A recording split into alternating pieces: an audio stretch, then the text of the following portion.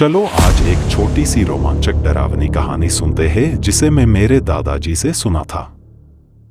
यह कहानी मेरे दादाजी की जुबानी है जो उन्होंने मुझे सुनाई थी। करीब 30 से 35 साल पहले की बात है, जब मैं गांव में रहता था और हम सभी खेती बाड़ी करते थे।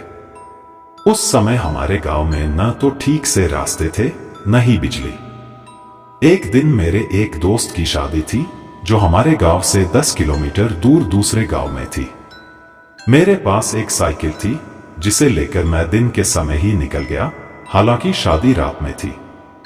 शादी में और भी दोस्त मिल गए और हम मजाक मस्ती में इस कदर खो गए कि समय का पता ही नहीं चला और रात हो गई।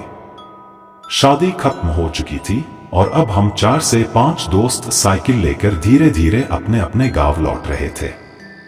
जिस दोस्त का गांव रास्ते में आता वह वहीं रुक जाता और अंत में मैं अकेला रह गया। रात का अंधेरा घना था और मेरे पास एक लालटेन थी जिसकी रोशनी में मैं धीरे धीरे अपने गांव की तरफ बढ़ रहा था। चारों तरफ सन्नाटा और ठंडी हवाएं चल रही थी। तभी मुझे अचानक ऐसा लगा जैसे मेरे साथ कोई और भी चल रहा हो। मेरे साइकिल के साथ साथ कोई चल रहा था।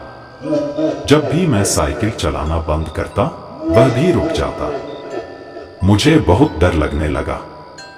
मैं भगवान का नाम लेकर जोर जोर से साइकिल चलाने लगा।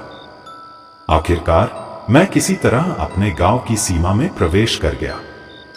मुझे क्या सूझा, मैं साइकिल रोककर जोर से बोल पड़ा, मेरा साथ इतनी दूर से कोई आ रहा है, क्या हमारे गांव में कोई नहीं है? जैसे ही मैंने यह कहा, अचानक एक नारियल के पेड़ से किसी के कूदने की आवाज आई। इस आवाज को सुनकर मेरी हालत और खराब हो गई। मुझे लगा कि आज मेरी आखिरी रात है। मैंने किसी तरह साहस जुटाया और जोर से साइकिल चलाना शुरू कर दिया।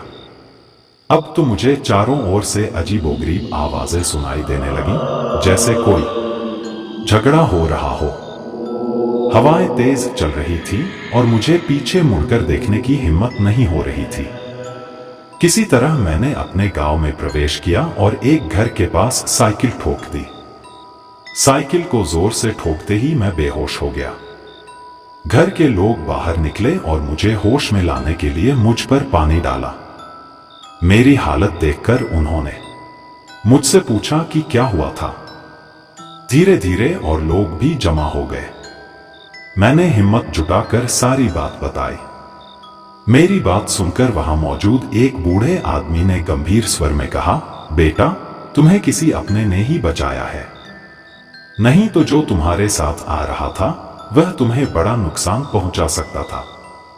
जब तुमने अपने गांव की सीमा में प्रवेश किया और उसे ललकारा, तब तुम्हारा कोई करीबी जिसे तुमने भगवान का नाम लेकर बुलाया वह तुम्हारी रक्षा के लिए आया और उस अदृश्य शक्ति से भिड़ गया। इसी वजह से तुम आज सुरक्षित हो।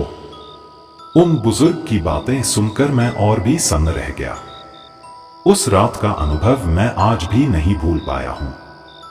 वो डरावनी आवाजें, वो पेड़ से कूदने की आवाज और अंत में वो अदृश्य मदद, सब कुछ जैसे कल ही हुआ हो।